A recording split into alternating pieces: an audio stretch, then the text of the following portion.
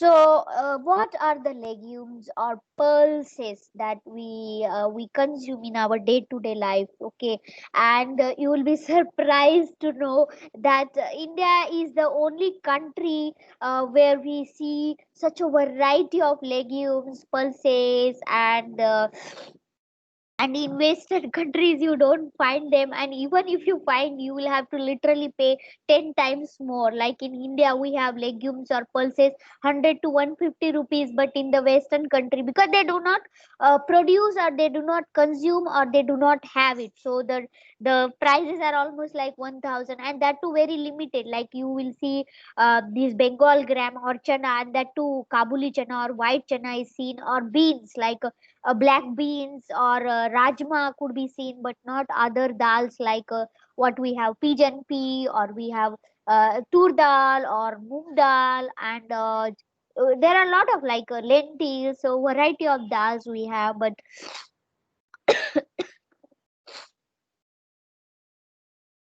so pulses are very very important. So legumes and pulses are basically interchangeably can be used.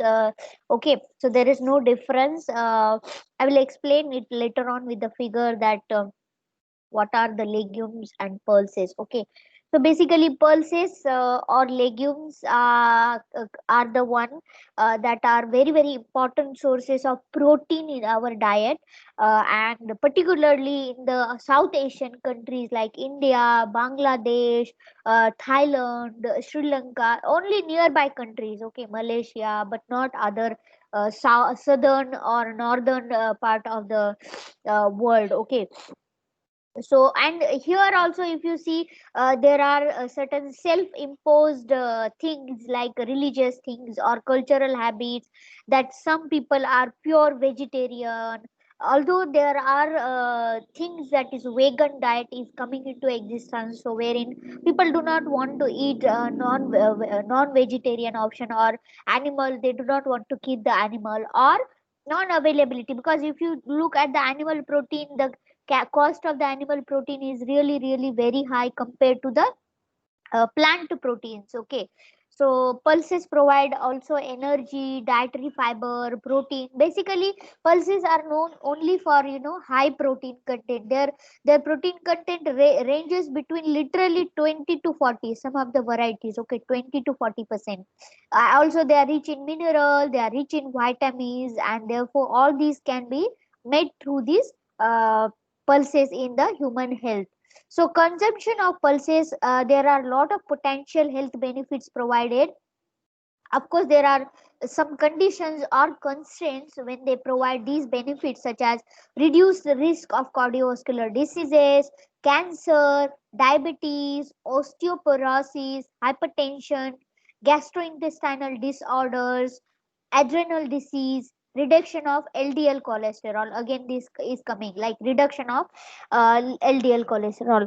So basically pulses or legumes are known for their high amount of protein, and the protein may range from pulse to pulse. Okay, legume to legume. If you have moong dal, it is also called as a green gram, or you have tur dal, it is also called as kajanis kajan, or pigeon pea. If you have Bengal gram, so each of these variety, or lentil, and so on and so forth, so each of them have a different protein content.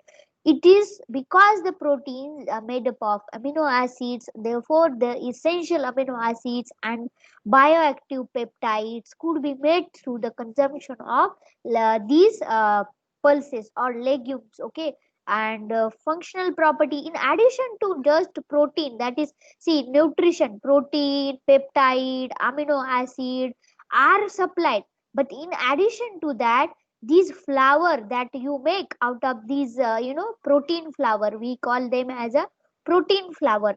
They have a very special functional properties, like they have a very good or different water holding capacity, fat binding property, foaming property. Some of them are emulsifier, like, so for example, soya bean, or they have a very special gelation property. For example, moong flour. If you take example of udid dal, they have some specific, uh, albumin protein or elastic protein which will mimic like your egg protein. Okay, so there are certain proteins that are, or flours that are having a very good, beautiful functional property, and because of these unique functional property, these could be utilized in making the novel products such as meat analog or expanded products, extruded products. You see that kurkure, how that is tasty as well as mouth watering. The texture, that is crispiness in that is so good. Or you see chana jor garam, that flaked chana that you see, you get that in the near the garden, or Haldiram is also making that chana jor garam, or you get that futana. We consume futana because, and then sattu, which can be, dissolved in water in Madhya Pradesh, or towards this Madhya Pradesh area. People drink this sattu a lot. Okay, it is made from the futana, roasted Bengal gram, or flaked Bengal gram.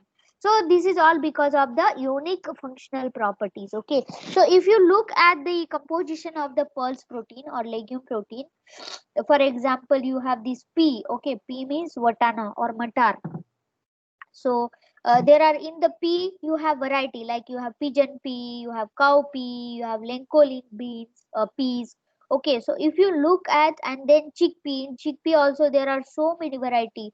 In chickpea also, like you have desi chana, you have kabuli chana, you have white chana, big chana, small chana, so many, surutao. So these all comes from the region, and they have color differences, they have size differences, and accordingly there is a protein difference also. Then lentil also, like it is we commonly called as a masoor. Okay, in masoor also, like red masoor is there, black masoor is there, orange color masoor is there. Then in the bean you have kidney beans, red bean, black bean, and so many and so forth. So if you look at the composition, the highest protein content you can see the giza 9, lentil, and then you also find that lencolin beans. These peas are also very high in India. The chana that you get is almost 20% protein, or kabuli chana is between 80 to 20%, and the fat content ranges from 2 to 4% maximum. And some of these variety like lentil has really less fat content, but they are rich in protein and fiber also. Like you see garbanzo beans are high containing fibers like 17. Or even if you look at these desi Indian kabuli, the desi chana, that red chana which is used in making futana, so its fiber content is almost 6 to 8. So highly rich in fiber, and also mineral content is very good. So these are the some of the varieties that are rich in proteins. And basic proteins present are globulin and albumin protein.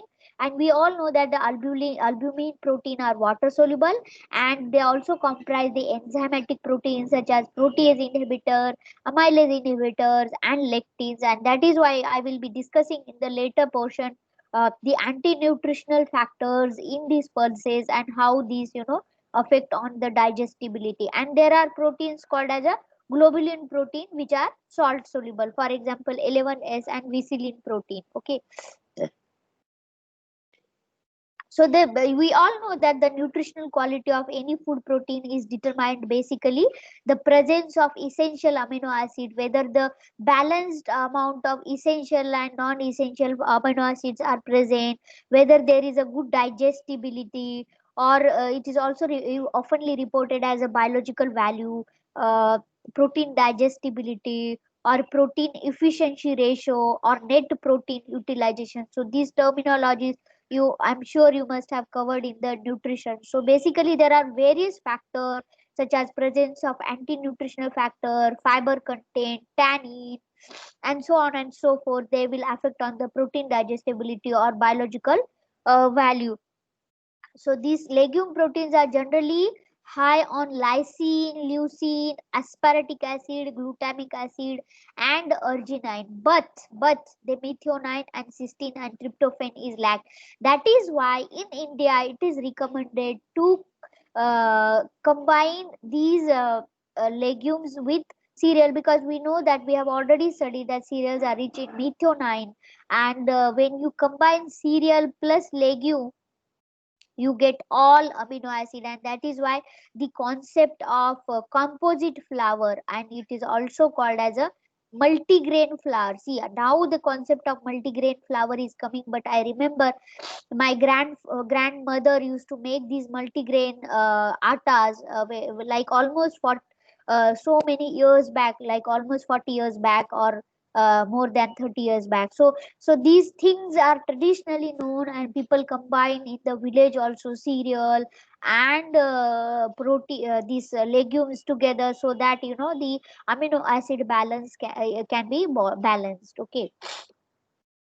So if you look at the structure, like you know that peas means matar. There are a lot of beans available: lentil, masoor, urid dal, moong gram, soya bean. Or we don't consume directly soya bean as such, but soya beans can be taken, and the soya flour could be added in various functional foods. So industrially, these soya flour or soya beans are used, but we don't consume in day to day life. Or groundnuts. Okay, can be also come under these oil seeds.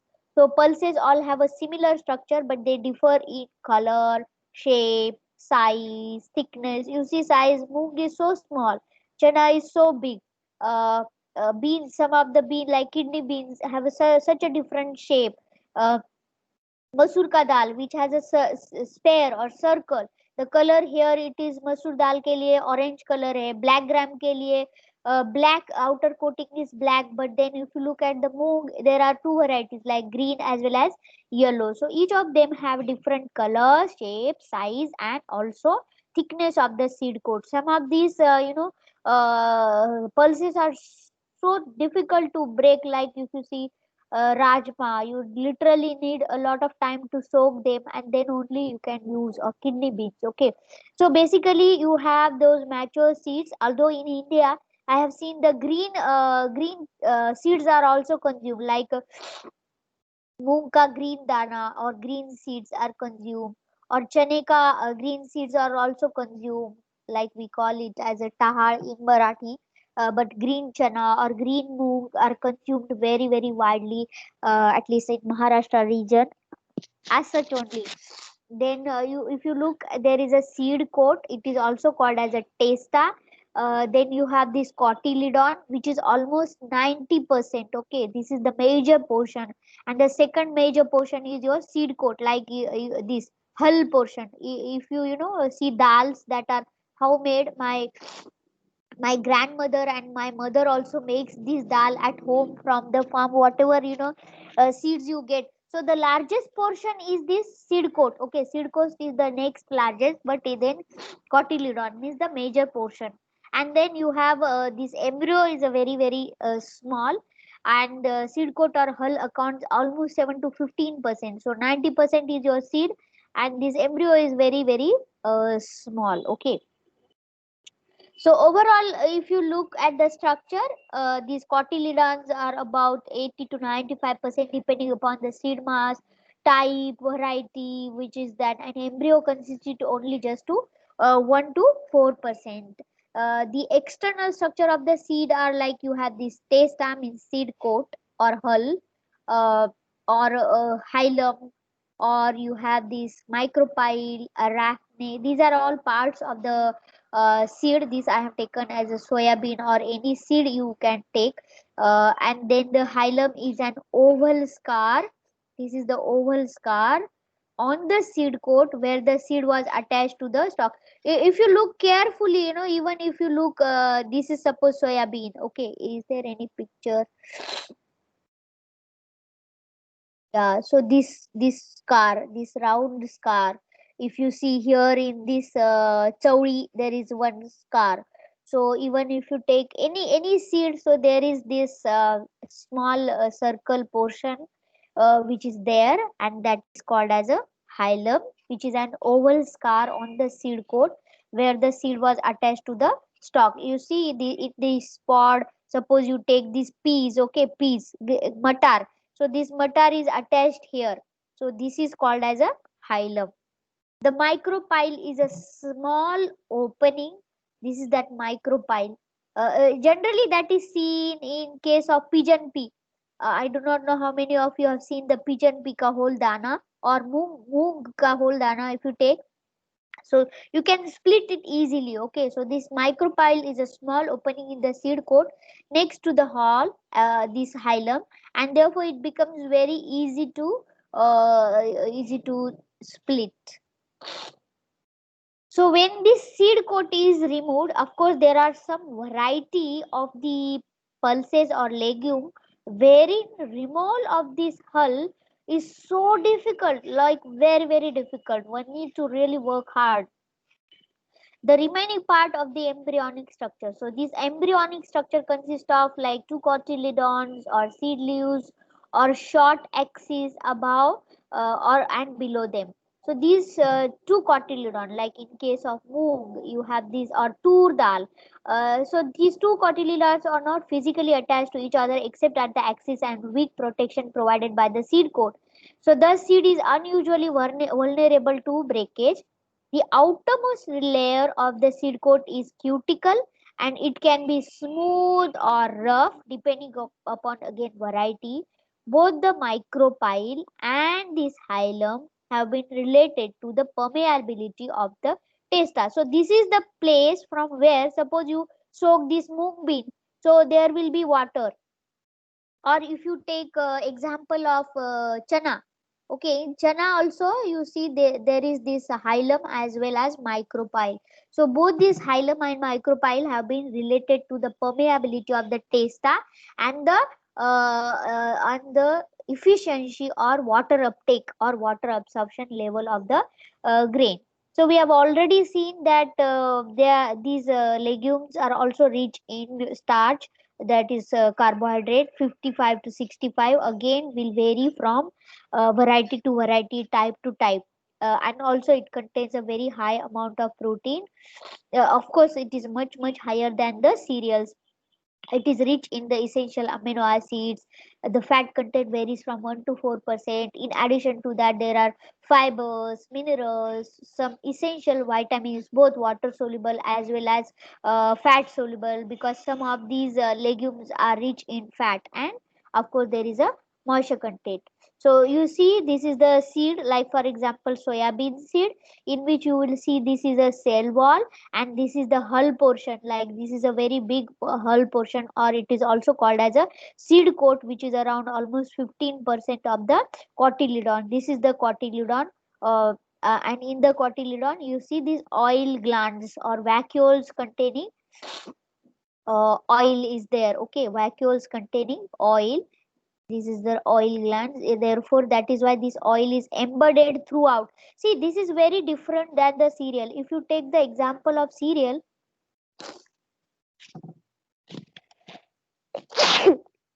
sorry, if you take the example of any cereal, okay, suppose this is a corn, okay, in case of corn, you see in the germ portion the oil glands are like oil vacuoles are located, and we separate, or in case of wheat bran, this is the germ in which the oil is located.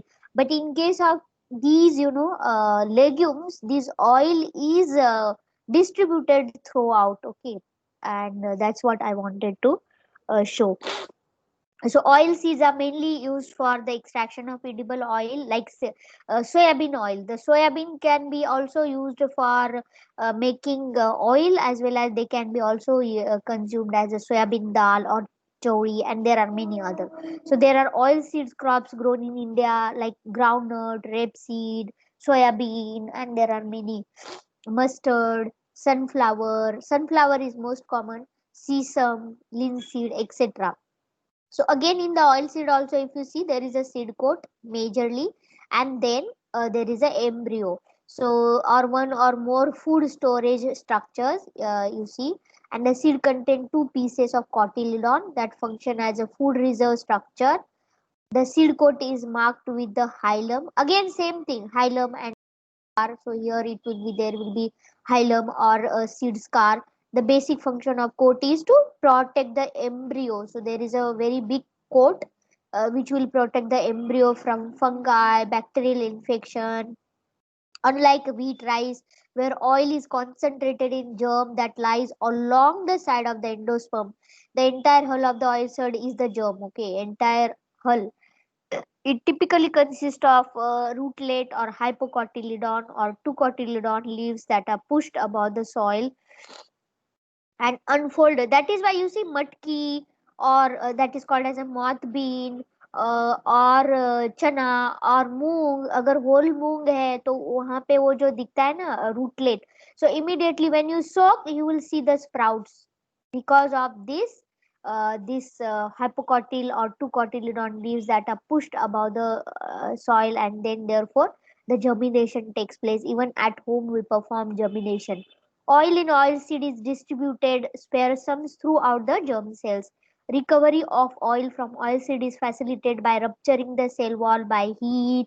We are not going to see today. I will take in some other lecture how these oil seeds are processed into various products. But overall, today we will see only legumes, okay, and pulse processing. So basically, pulses are processed or legumes are processed into various products. Like you can either have dal, or it is also called as a splits. You can either have as such whole, or you can have flour. You can also have grits, although grits consumption is not so famous in India, but this could be also utilized. Okay, so pulse, see, as I mentioned, during milling also, milling could be done with respect to whole grain, like how rice is also, rice processing also called as a rice milling. And then there is a second type called as a flour making. So here milling by definition is a process by which material are reduced from a larger size to smaller size. So in the case of pulses, there are several processes that can be defined in this way. For example, dehulling, we saw in case of rice also, we saw dehulling. It is also called as a decortication. This means there is a hull in the case of pulses. Suppose this is a moong seed, so there is a big hull, or it is a tur dal. Okay, there is a scar, hilum. So loosening and removal of the seed coat to produce the polished seed. Okay, polished seed, or a football or a gota. There are a lot of terminologies that are used in India, and this will be like very India specific because these products are not available in the Western market. Splitting means loosening and cleavage of the two cotyledon to produce the split. It is also called as a dal. Dehulling and splitting often occur simultaneously, and nowadays there are advanced machines wherein dehulling as well as splitting occur simultaneously in the same milling process for many different pulses, like flour milling. So you can directly ground and make it into the flour. Okay, for example, you get Bengal gram flour. We call it as a besan na, चने का आटा.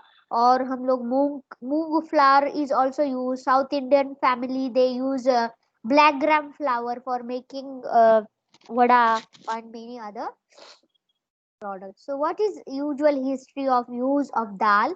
So basically, when I was looking at the history, basically this dal is found in India.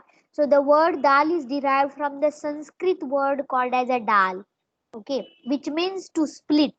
The Sanskrit language dates back about 1500 BC. Chickpea, that is Cicer arietinum, chickpea, okay, and pigeon pea, both tur dal or chane ka dal, that is Kajanus kajar dal, were mentioned in Charak, that is 700 BC, about back to 700 BC.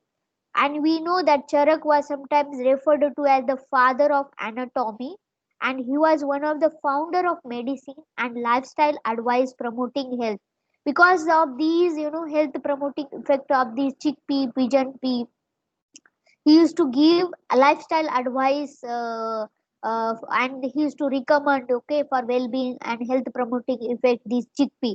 So chickpea flour was mentioned by Susruta in 400 BC. Susruta was recognized as the father of Indian surgery, and he wrote text on general medicine, surgical procedures, etc. etc.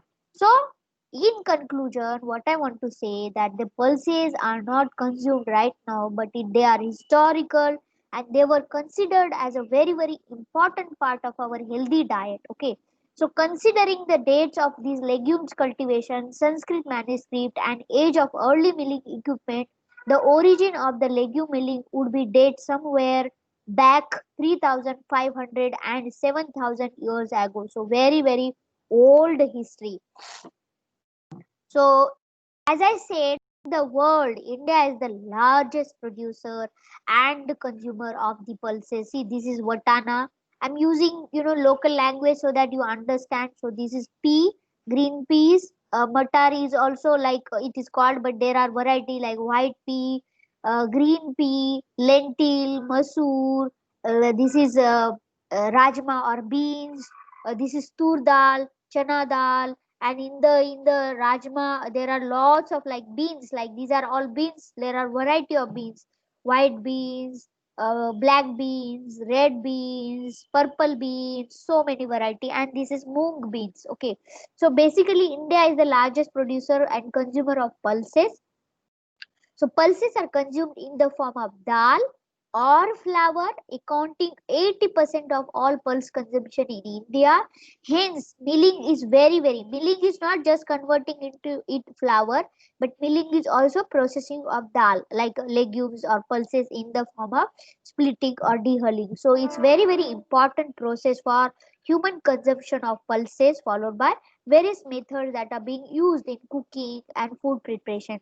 So in India is around 60 to 75% of dal, and rest is waste in terms of hull, because there is around 15% hull in case of these pulses. Okay, so traditional methods, I will just take an overview quickly on traditional methods of dehulling, splitting, and grinding, because it is again a small cottage industry. There are many homes or places where this is like still followed, and it is prepared at home. It is called as a traditional method of dehealing. So pulses are traditionally milled in South Asian countries like India and other Bangladesh, where they constitute staple food in the diet of millions.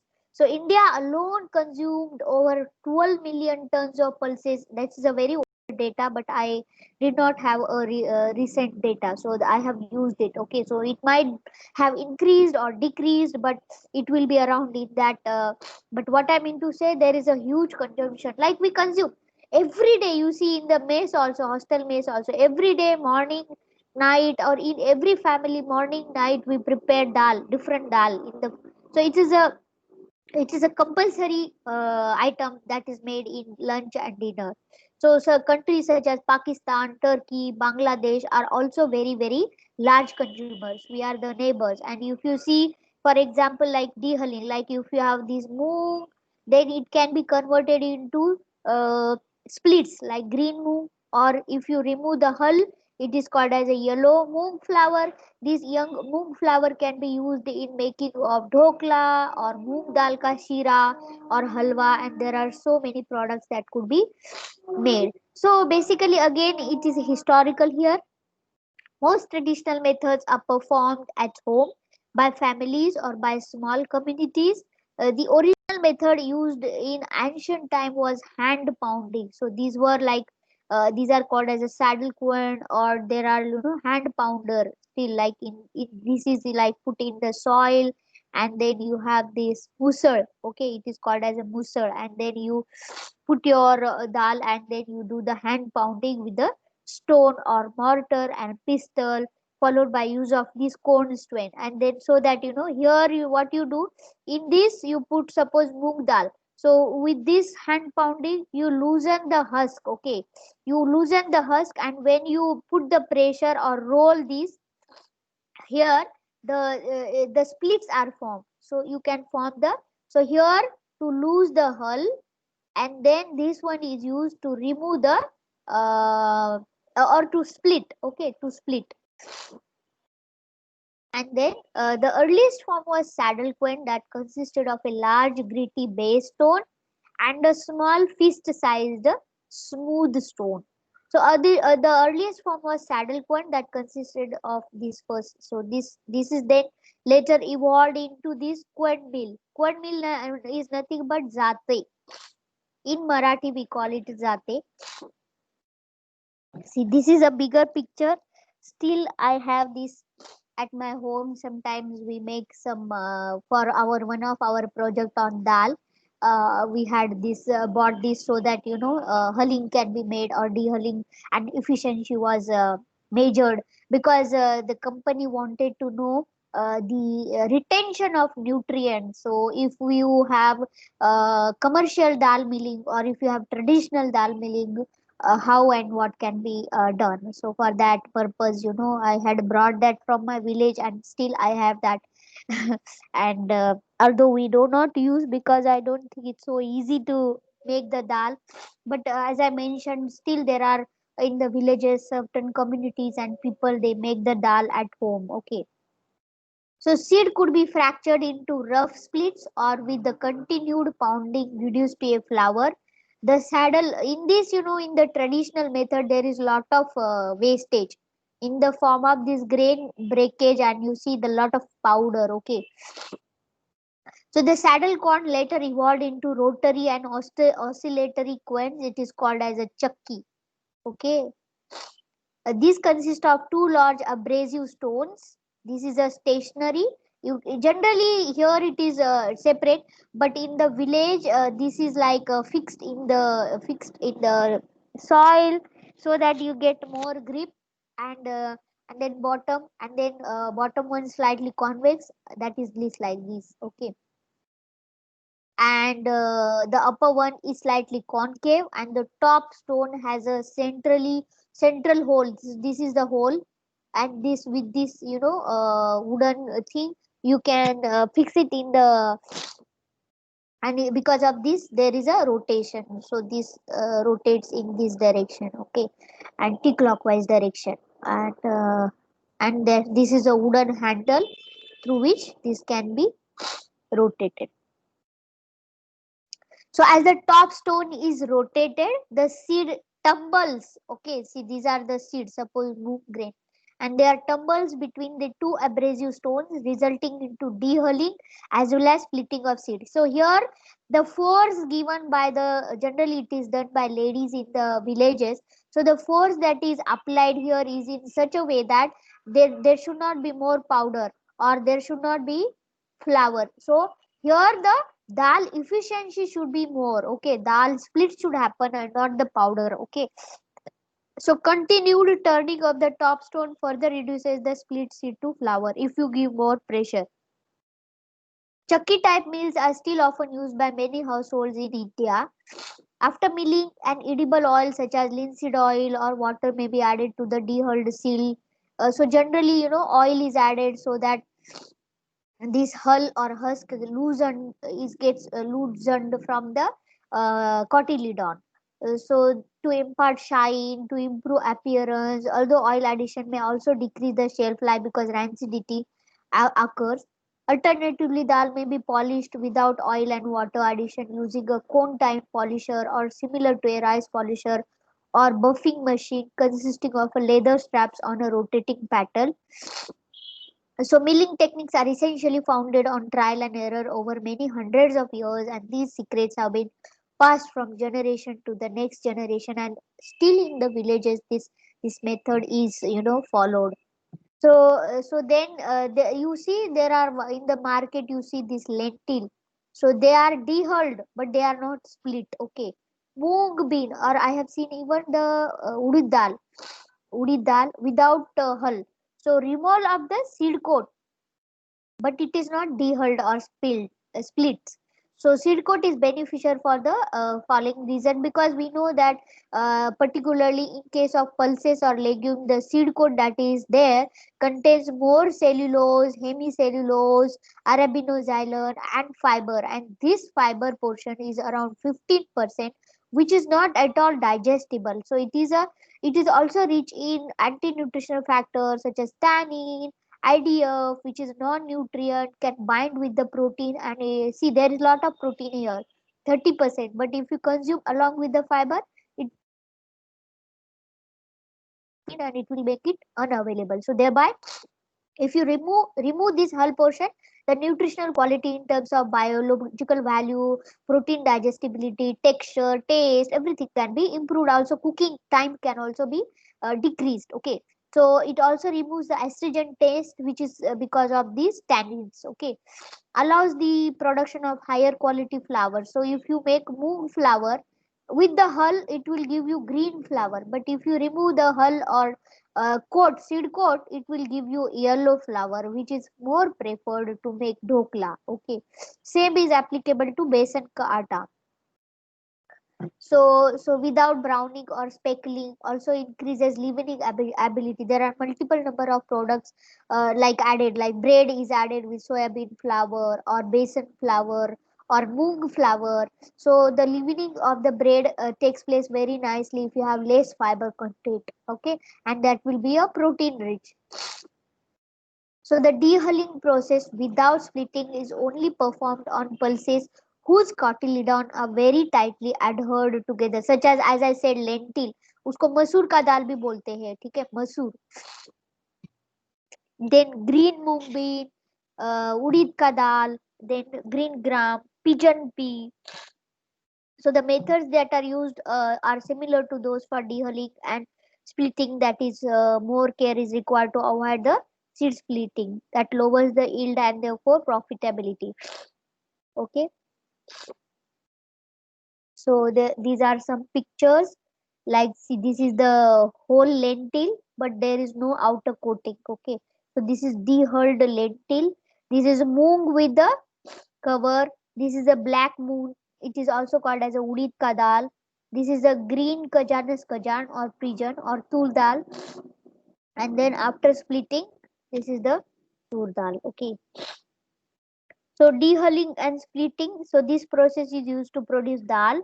In addition to the above benefits, as I mentioned, that it is good for removing tannins, fibers, palatability, texture, leavening when added into the bread.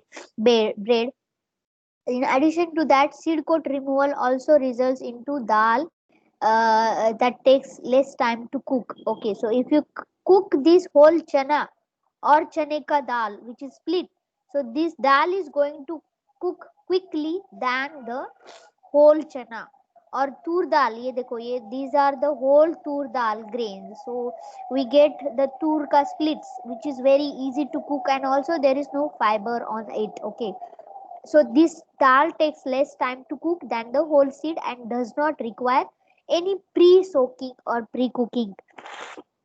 See, in today's time, people are so busy, we don't have time to soak and then make.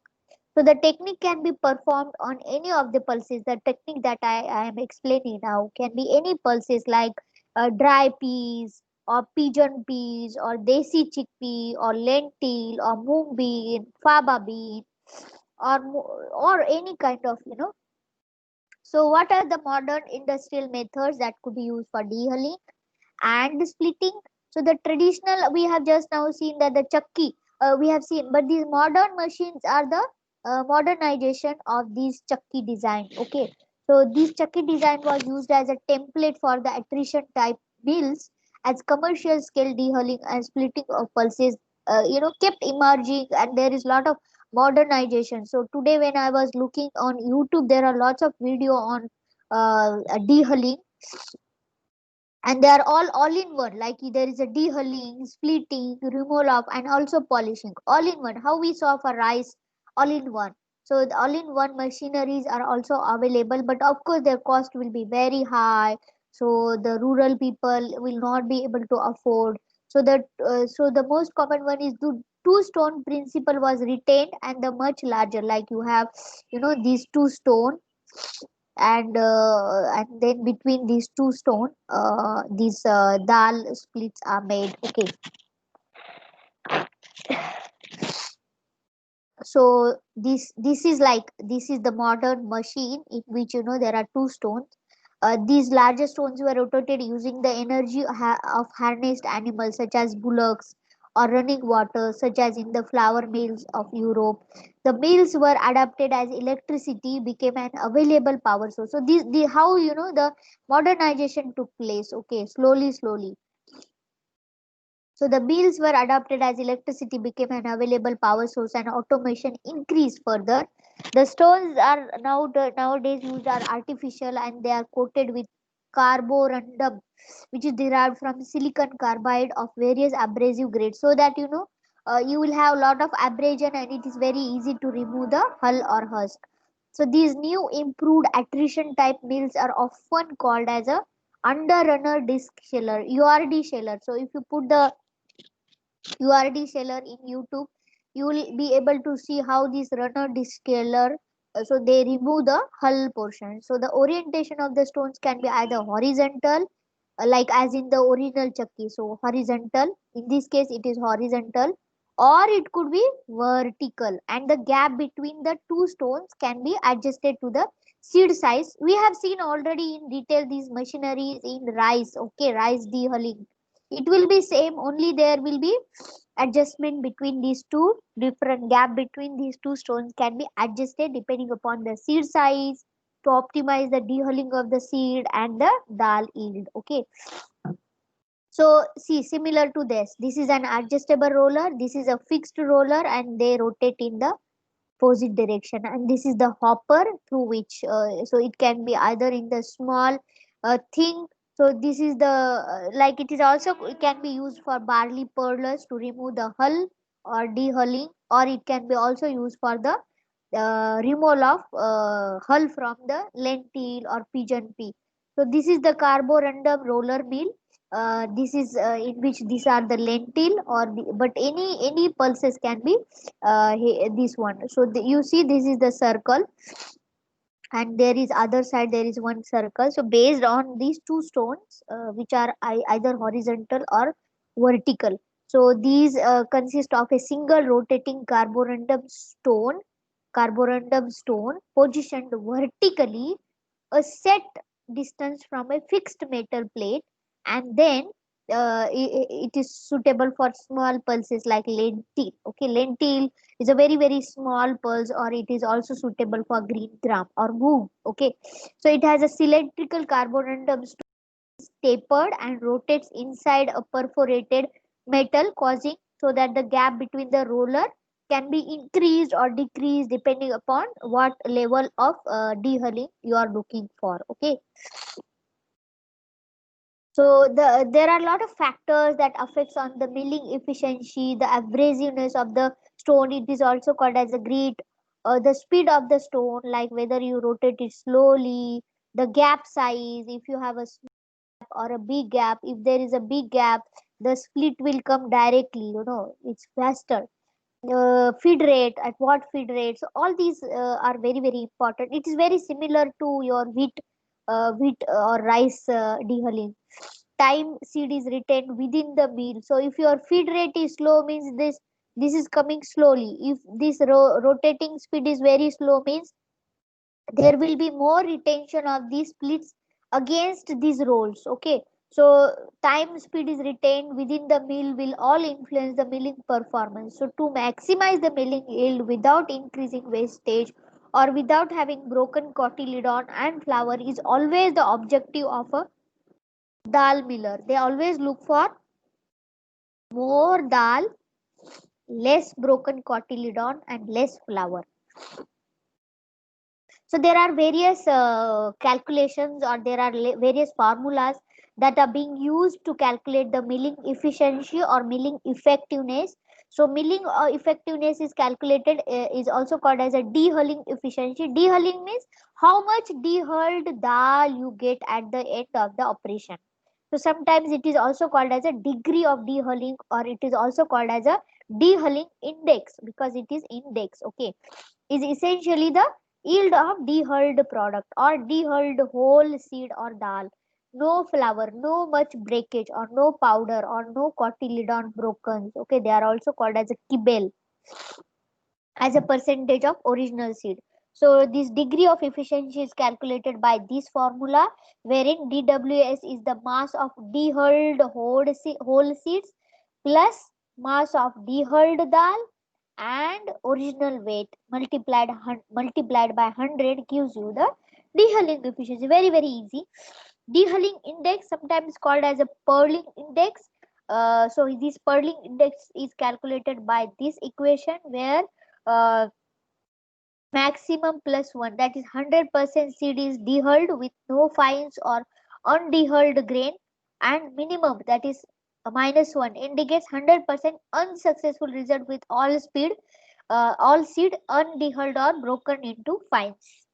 This is the formula, wherein MC is a mass of cotyledon and MH is a mass of removed hull. How much hull is removed? Okay, minus mass of kernel that remained unhulled plus mass of fine or the fine product or flour that is obtained, and mg is nothing but the total mass of original grain that is fed into the dehuller. This can be again calculated based on the previous calculations, to know the dehulling index or how much is the split yield.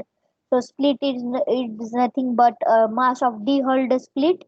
This is like you just wait how much you have put into, and out of that how much splits are obtained. Okay, the yield of dehulled and split product material that is obtained out of the total original seed weight. A percentage kibble or broken are essentially the yield of kibble or broken product. This in India I have not seen, but in the Western country I have seen. This is available commercially, like they sell it, the kibble, and people make very tasty cakes out of these, kibble. However, I have not seen in any market or any shop kibble or broken available in our country. Kibble of different cereals and legumes. Okay, so this kibble is nothing but the mass of brokens or percentage seed coat, that is seed coat, hull, husk, testa, all that is remained. Okay, and percentage flour loss, that is powder, fines. Very easy. Just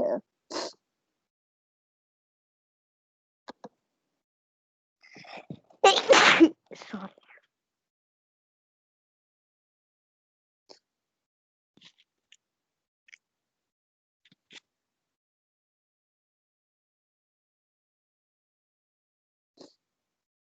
So these brokens are nothing but they are the cotyledon fragments retained.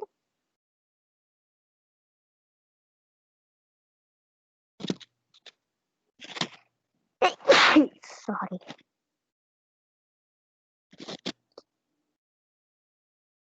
On 0.85 sieve, but this aperture may differ depending upon the pulse species. Suppose you have this moong, okay, moong dal. So these fragments retained, even they become almost powder, because this is more fragile. But if you take lentil or tur dal, so tur dal में जल्दी powder नहीं बनता है, because this structure of tur dal is different. And even if you take उड़ीद dal, the structure is different, so these fragments that are formed retained are different for the each different pulse species. Okay, so percentage loss means is essentially the sum of all defective products are as a percentage of original seed sample. Suppose you take 100 gram of original seed of moong or tur, and out of that suppose you get 20%. Okay, so only 80 or 70% is the yield, and there is a loss in terms of hull, powder, or flour. So the constituent that may or may not be included as defective will vary depending upon the pulse species, milled product of interest, or individual researcher preference. So losses may include undehulled whole seeds, dehulled whole seeds, undehulled splits, or they are also called as a caps, or dal, seed coat, broken, skibble, and